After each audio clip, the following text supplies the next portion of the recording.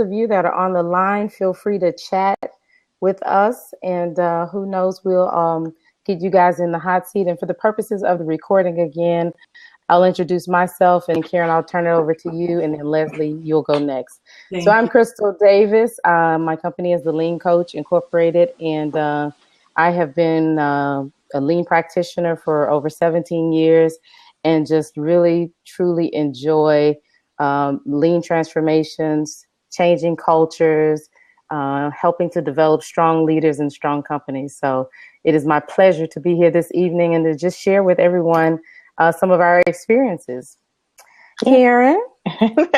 My name is Karyn Ross, and my company is Karyn Ross Consulting, and I'm a lean consultant specializing in actually service excellence. And I'm a purpose-driven consultant, so that means that I'm really focused not so much on the end results, but really on the means, the how. How do we actually get where we're going? And I think that, really fits in what Crystal was saying as well. How do we actually teach people how to think about, delivering service excellence by using lean thinking? How do we transform cultures rather than just focus on those short-term, end results or goals?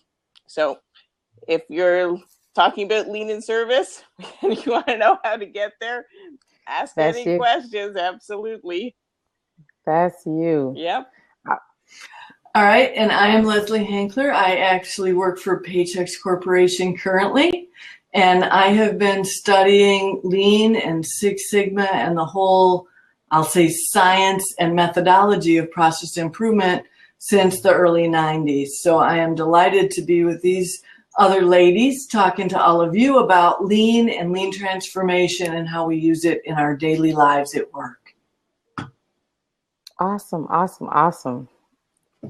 I love that. So, all right, ladies. So how do we want to start this thing off? I did a couple of recent blogs about some Gemba management experiences that were going on with one of my clients, and it was just really amazing. So maybe I'll start out tossing out a couple of questions to you guys. So I guess let's start by hearing from each of you.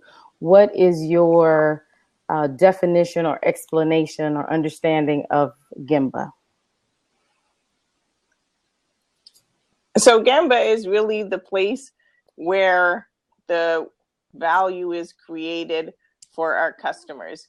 And I think lots of times, especially when you talk about services, people have a harder time understanding, where that is, rather than maybe like Crystal, when you're dealing with manufacturing and we can see a product going down the line, right? But if you go to an office environment and you see that, people are sitting in cubicles or they're doing maybe a variety of tasks behind computers, it's a lot harder to maybe even see and think and have the idea that that's where that value is being created for our customers. Yeah, Karyn, I'd agree with you, right? It's always been a bias about the place where the work is done. And the trick for me with the Gemba and really going to see it is being able to tell what's actually going on. So is the work ahead or behind? Is it on track or not on track? And are the people having a good experience with the work that they're doing, and are we serving the clients? So there's a piece of the Gemba to go and see what's actually going on to understand for defect or process performance. But there's another piece that I think sometimes we don't really focus on, especially in service, which is around how do you tell in the place where people are doing work whether the client is actually being served and served in the way that they want to be. Oh, that's awesome, Leslie. So, it's a great, great valid point both you ladies made about making the work visible, and also looking at processes ahead and also behind of any process that you're looking at, and making sure that you're delivering value to the customer. What are some of the ways, because the service area is always very intriguing for people to think differently about a widget, if you will. So what are some of the ways that you make service work and processes visible? Well, one of the things, Leslie, I think that you hear this quite often also, is that when we're dealing with the services, people just say, we aren't making widgets, right? It's not like we're making a car and you can see Right. those parts going down the line, and we don't have 10-second cycle time. So none of this can apply to us. And so when you go to Gemba, one of the really, I think, most important things is that lean is probably more important in service because of that possibility of making things visible, right? So if you already can't see, because decisions are made in people's heads or they're typing things in computers, then how do we actually use different kind of tools and techniques so we can see that the work is, being created? Because Leslie, in the end, you actually do make a payroll check or a direct deposit, right? We're making something. Yes, we are making a product, and it's a service. Right? Our product is a service, and when we think it's not, I think we delude ourselves, right? We actually have a finite thing that we deliver to our clients each and every day, and we have to keep in mind what that looks like and where it is in the process, such that we make sure we meet their expectation. That's a good one. That's a good one. So talk to me a little bit about one of my blogs that I just wrote was about helping leaders within the organization understand. So we always tell them, go to Gemba, go to Gemba, go to Gemba. But really, how do we help them understand what to do when they get there? So we talked a little bit about how you make things more visible, but how do you guys work with your with the people that you serve? How do you work with them to help them understand what should you be doing when you get to the Gemba? And then I'll have a follow-up after you guys give me some answers to that one. Karyn, go ahead. I'll follow. Okay, what I was going to say, actually, Crystal, I love your blog post, and it really talks about if you go to Gemba and you listen, the Gemba is going to speak, but how, you have to go and be willing to listen. And I think the first challenge is, how do you get leaders who are, often used to sitting in offices and sitting behind computers and looking at reports and saying, well, of course, just give me another report, right? To actually leave their office and go to see something, right? So I think that's always the first challenge. And then when you get them out of the office, how do you actually have them have an open mind or an open heart so that they can hear or see what's actually happening versus the assumptions that they have about, what we think we know from either reading the report or maybe they did the job 10 years ago, right? And we and they think it's the same, right?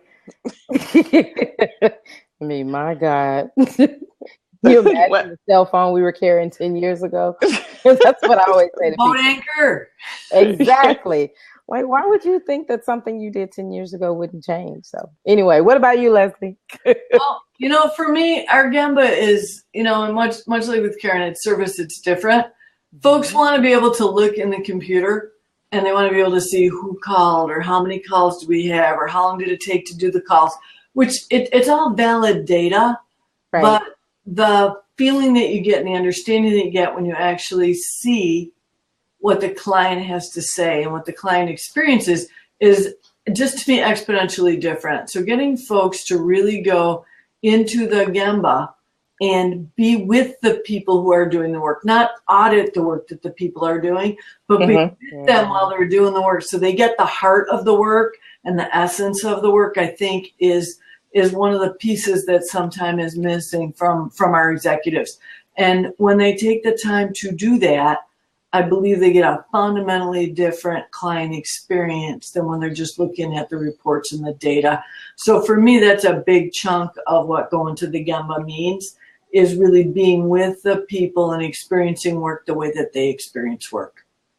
Absolutely. And that's what I was going to say when Karyn was talking about how do you get people to actually leave their desk or leave their office. And, I really talk to people about one, engaging the people that are actually doing the work, because you can make lots of assumptions from information or data.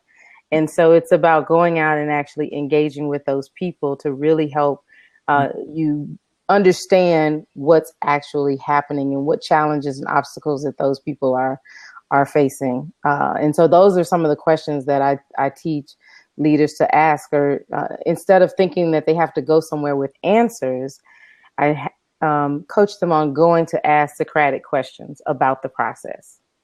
And yes, and I'm sorry. well, go ahead. I'm going to say I actually have a technique that I use to get leaders to go to Gemba, which is if they schedule a meeting with me, I don't actually go into their office. Right? I do not enter their office. I stand at the door. I lean on the door and say, "Come, let's take a walk." And they're like, "Let's sit down." And I go, "No, let's take a walk." Because once you actually go and sit down, right, you know, it's a and wrap. you have the desk between you, it's going to be very hard to change someone's thinking just by a discussion. When you're walking and talking, at least you have, the person at the place. They may not be ready to see, they may not be ready to hear what the Gemba is speaking to them, but at least you've changed the behavior and you have them at least walking and doing something in the right place. So I never go into their office in the first place. Well, they hate to see you coming, huh? I bet they do. I'm gonna get where's my pedometer? I'm gonna get my I'm not sitting down. I'm not sitting down at your desk. Let's go. My friend Randy and I were doing a class today, and so we're doing kind of an intro 101 for process improvement or continuous improvement. And he was telling a story on me from about 8 years ago when I went out to do some work with him, and we were out in one of our print and fulfillment centers. And so he was running a Kaizen workshop, and every couple of hours he said I would come by and I would say to him, "So Randy, what do you think? What do you think we ought to do? What do you think? What do you think we ought to do now?" And his story was, he thought to himself, "She's the black belt. What in the world is she for? She's supposed to know. Right? She's telling me what we're supposed to do." And so the story he was telling on himself today, and it was really, I think, quite poignant to the people that were in the class, was that he thought I was being a pain by not telling him. Yes. What he recognizes now is that what I was doing was asking him to teach him how to think. Exactly. So teaching him to do the things he needs to do versus telling him what to do. And so this is a fun story, right? Because as you work with people over time, you build relationships. But he was telling that story on himself in a way that helped these 18 people we were teaching today to understand that we're going to ask them questions. We're not going to tell them answers. Exactly. Because we'll ask them questions to force them to think about the answer, which is going to take them to the next level. That is awesome, Leslie. That's exactly what I do. You reminded me of a colleague that I work with, and I was teaching. He was a subject matter expert in the particular process, and I was the operational excellence expert, and he would get so angry with me because I would never answer a question with just a direct answer. I would always ask him another question, and he's just like, "Damn it, Crystal, can't you just answer the question?" But I think it's so interesting that people are so uncomfortable, if you ask them a question. And lots of times, and one of the things that I've started doing now is when I work with new groups, I start describing, the process that I'm going to use, that I'm going to ask questions, because otherwise people are so unused to anybody asking them a question. And maybe it goes back, Leslie, also to your point about audit, right? If someone's asking you a question, it's to audit you, to find out, to trap you. Did you know the right answer? So right. And that's why I also make sure that when I'm coaching leaders to make sure that they explain to people that they're safe to answer the questions truthfully, that it's not about setting them up. It's not about them having the right answer. It's not at all about, putting people on the defensive, and they have to create a very safe environment for people to be able to respond back, and that to let them know that we're really trying to get to understanding what's happening in your process, understanding if there are any opportunities. And you're the expert. You're here in the process every day, all day. We want to know your insights on how we can solve some problems. And so that's very, very important in teaching people what to do when they get to the Gemba. You don't just go out and rapid fire, all these questions off. You have to make, especially if that's not something that you've always done in your organization and that's not your culture. And the other thing is, I tell managers that when people ask, well, you're the manager, you're the supervisor, you should have the answer, how to appropriately respond to that by, again, showing respect to the person and saying, you're the expert in the process. Yes, we can do that, but I want to engage you in solving problems and I really want to know how you would make this process better. Yeah, absolutely. I think people have to get comfortable with that. Oh, yeah. Right, especially from their leaders. They expect leaders, just because we've created this behavior model, that the leaders will tell them what to do or what the answer is. Yes.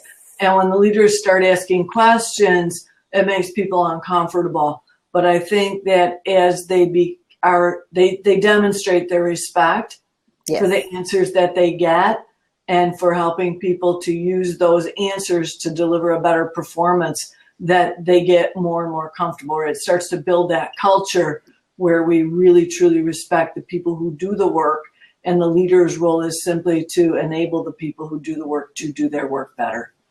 Absolutely.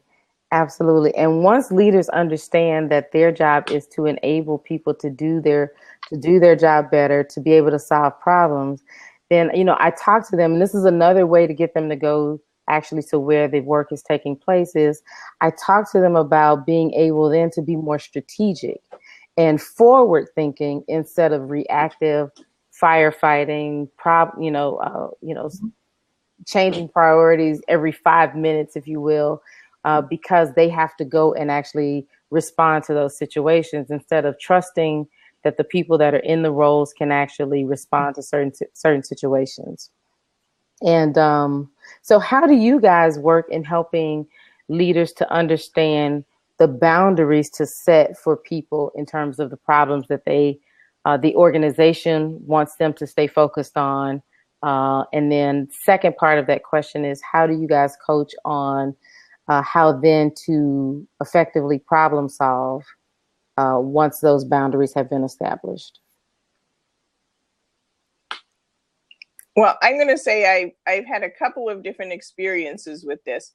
The first is when working with an organization, is to actually go and by listening and hearing, and in general, the leader has a good idea too, just from the complaints that they're receiving, either from customers or from the other leaders, within their organization. Mm-hmm. Actually, what is the biggest problem? Right. So when you hear about that biggest problem, and then you go and you start to work to solve that problem, and through actually solving that problem and introducing, lean concepts and lean practices, then actually oftentimes that leader and the other leaders are very interested in coming and seeing what's happening, because things are getting better. Yes. Yes, exactly. And exactly. So once things start to get better, other areas are like, well, we want to do what they're doing. Right. So that works. I've also been in situations in which, it's been more ground up, in which the idea is, okay, we're going to just identify problems and we're going to start learning from there. And I don't think that actually, although we can start to teach people, to solve problems using that, it's a less strategic approach. And I think that that's harder than, I think, to get leadership involvement. What do you think, Leslie? I think that when we focus on I almost say the minutia, right? The issues that are right there at the Gemba, that when we help those people make those improvements, we start to see the improvements begin to snowball.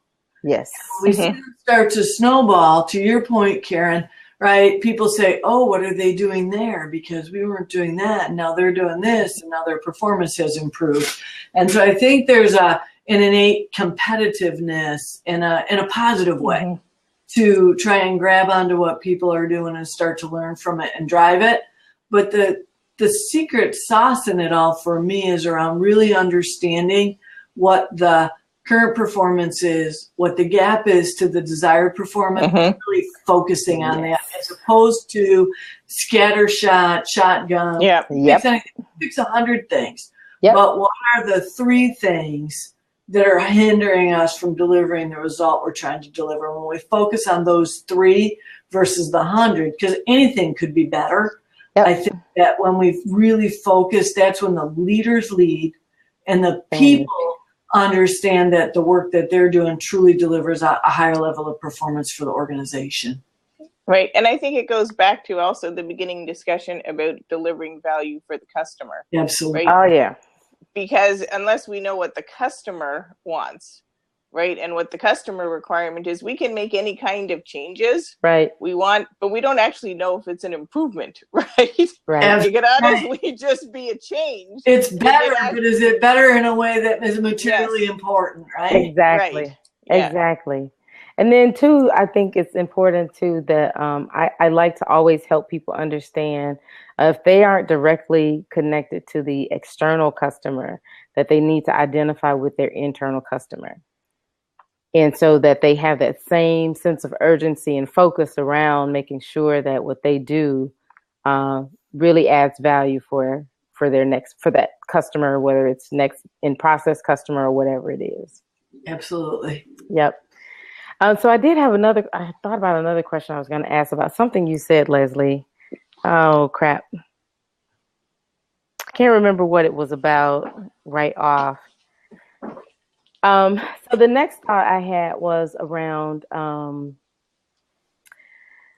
once you actually get people to focus on value for the customer, and then you get them actually focused on, going to the Gemba, focusing on those problems, how do you then get them to prioritize? Because one of the things I noticed that happens a lot with people is they are now they're able to see, which is what we want people to do, right? Learning to see. And then they struggle with, well, now we see all of this stuff that's wrong. Where do we focus? And you talked about picking like those top 3, but I've often found that a lot of people don't agree on what the top 3 are. So how do you guys handle that? Well, I'll tell you, one of the tools that we've been really talking to folks a lot about is a really, really simple thing around impact effort, right? So we look at the 4-block impact effort matrix. We look at what are the things we want to do, what's the effort we have to put in to do it, and what's the input we're going to get.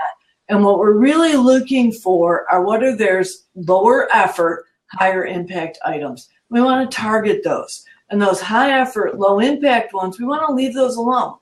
And really just having that dialogue with people, I have found to be really positive in terms of getting agreement around what are we going to try first, second, and third. Yes.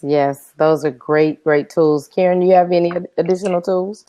Well, I'm going to say a lot of times I find when we have this type of problem, it really is a symptom of not being clear about the direction that we're going in terms, do we really understand what our customer really wants, right? So oftentimes we can't prioritize, and we find that, well, we don't know if this would be more important or this would be less important because we don't know either what our customer wants or the direction that our company is actually going, right? Right. We have so many different competing priorities. Right. Should we focus on this? Should we focus on that? So sometimes I just see that as a symptom of we need to actually go back to leadership and figure out from that strategic view, Crystal, that you were talking about, right? Where is it that we're going? What's the direction? And then we can go back down and, are we clear what our customer wants, what the biggest gaps are, and what actually then is, as you said, Leslie, is going to give us the biggest bang for the buck to solve, right? Yeah, absolutely. Yeah, I love the principle around the Toyota Kata where it talks about, what's the target condition? And then everybody agreeing on the target condition. And then secondly, what problem are we really trying to solve? And I think in addition to doing the priority matrices, and are the impact matrices, as you referenced, Leslie, is to really get clear. And also, Karyn, what you said about getting clear about where are we going, what are we trying to accomplish. But I think, most often people aren't even clear on what the target condition is. And a lot of times, we talk about value to the customer, which is very critical. But even for some of the work that people do, that whether it's value add, incidental work, or non-value add work, people still aren't always very clear on the target condition that they need to achieve. And then for them first to understand that, and then evaluate, what's the value for the target of this target condition to our customer? Does it really meet the goals that they have for the process? One of the most fun pieces of work we've been doing as of late has been around getting people to really fundamentally articulate their problem statement. Mm-hmm. So if they're looking for work they want to do, we'll say, well, what are the things you want to do? And they'll say, well, we want to do X, Y, and Z. And then we'll come back and say, well, what problem will that solve? Mm-hmm. Right? So those simple things around what's the gap in performance that you're trying to close. I'm not saying it's a bad idea what you want to do. Right. What I want you to tell me is what's the gap in performance you're trying to solve, so we can determine if that's really a good fit for that. And when you get into that, it is eye-opening, because people come with what they perceive as a problem with a ready solution, and the solution may or may not be the right fit for what that problem is, right? So it's not about judging their idea as good or bad. It's about how do we have a conversation and understand what's really causing a performance gap, so that we can lay that out and start to collect some data and say, you know what, that is a spot on idea. That's exactly what we should do. Or it's not a bad idea, but it isn't the right thing to solve this particular gap in performance. And it's just been a blast doing that with teams and watching the light bulbs go on and people go, oh my God, right. I so get that I wanted to do this. It's not even going to help. I need to be over here. And so for me, that's been one of the most fun pieces of work we've been doing lately. Oh, that's awesome. I love those light bulb moments. I mean, that for me makes my day. And it really, really makes my day for people who have been working in an organization for a very, very long time. I have a lot of people, are very uncomfortable when I ask them, what would you do about this? To know that they've been in that position or been on that job or with that company for so very long, and no one's ever asked them. Right. No one's ever asked them at all. But to have those aha moments and people get it and things start to come together and they will start to churn, and to see people get excited about their work, those are the things that, you can't put a price on them at all. Karyn, you have a few of those, don't you? Yes, we have those quite often. Good. And one of the wonderful things, and this goes back to leadership, I'm often with leaders who, will say to me, well, we're concerned about going to the Gemba and sitting with people or seeing people because we think that people then are going to feel like, we're, again, auditing them or judging them. If we go to Gemba, we're going to make them uncomfortable. And I always try to also tell the leaders, think about, what a reward it is to have your manager or your leader and how valued you feel as a team member. If you have your leader spend their valuable time to come and actually sit and really listen. And again, the key is you have to really go and listen with an open heart and open mind. Exactly. Look, exactly. Right? But how valued and respected is that person going to feel when you actually spend your time to find out, what are the problems that they're dealing with? They're the closest to the customer in general. So they're really going to know. Yep. That's true. That's true. That is so very true. And it's like, I tell people all the time, that we spend a lot of times, the practitioners, we spend a lot of times talking about the lean tools or methodologies. And I don't know about you guys, but I spent a lot of time working on people skills, leader skills, dealing with cultural differences and cultural shifting cultural behaviors, such as what you mentioned by, removing that intimidation factor, welcoming people into the sandbox. You have some of those workers who are like, just don't come in my sandbox, leave me alone. I just want to do my job. And then helping them to really understand, no, listen, we want to actually engage you. We don't want you to just come in and be robotic and do this all. We want to engage you. And so, those are the types of things that we don't teach when we teach tools to people. And that's part of, one of the things that just grinds my gear. And I know that it's important to talk about it, but these articles that lead with why lean fails, and then we have all these different, stats, and I'm like, did lean fail, or did our approach fail, or did we not truly engage people? But and I get the gist of what it means, but I think it's just one of those shocking titles that draws people to a blog or to an article. But I think that it's we have to be so careful in saying that lean failed and not, really evaluating our approach. I always tell people, I think the reason that the title disturbs me so is that for a practitioner to then talk about something failing and not really looking at, well, it's just a problem, or it's a gap between, where we want to be or the target condition, and how do we go about trying to actually solve the problem. So that for me is, isn't that kind of hypocritical, like for us to talk about lean failing? Lean, like when you think about it, right? It's how do we get things to the client or the customer faster, cleaner, better, right? The purposefulness of that doesn't fail. No. Right?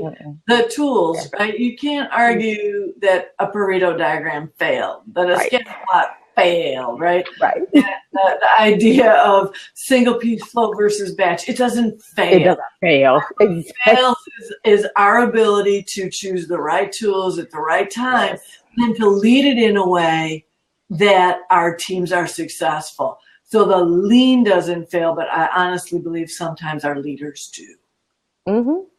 And I think, part of it is part of the whole part about the leadership failing is some leaders really aren't clear on how their role changes, what they need to do, that a lot of this soft skill stuff comes into play.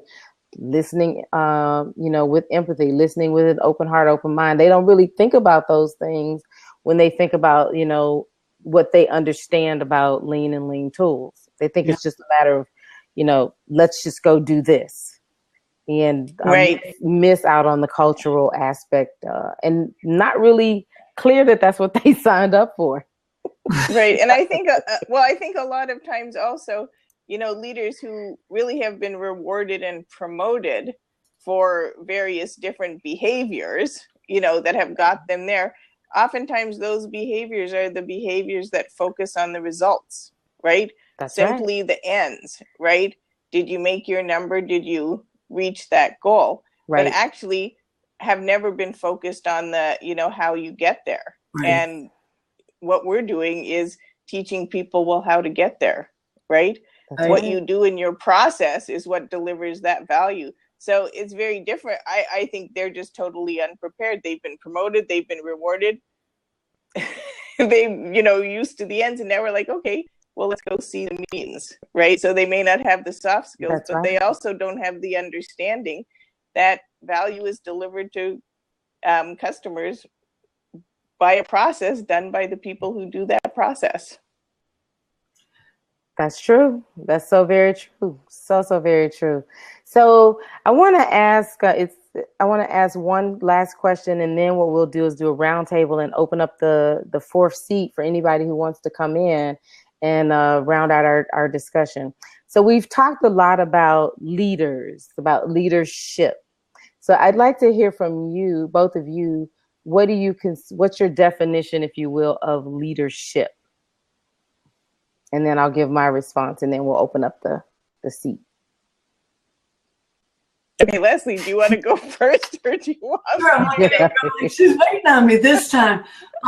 For me, when I look at leaders that I have experienced and that I totally respect as it relates to the work, it's those people that truly get what the business requirement is, but then they get the heart of the people and the need to use the people who actually do the work, right? They truly get the idea of the inverse pyramid, that the leader is the little bit, right? And that the people is the big part, and that we need to be able to support the people from the leader position and then trust the people to tell us what it is that we need to do in order to deliver the experience or the work that we need to. So for those that I'm most respectful of in my career, those are the ones that I find they're great lean leaders, they're great people leaders, they're just great leaders overall. And the lean becomes just a piece of how we help them deliver the very results that they're trying to deliver with their team. Yeah, awesome.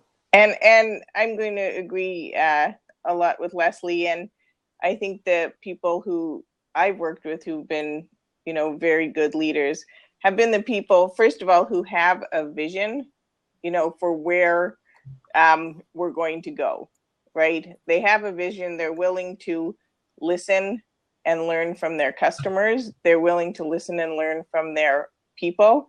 And their vision is actually what Leslie has a great picture in her office. I don't know if you still have it in your office, Leslie, but it's the sculling boat, right? I absolutely do. I'll always have that picture. Yeah. So, when all of the oars are in the water paddling together, the boat is going in the same direction, right?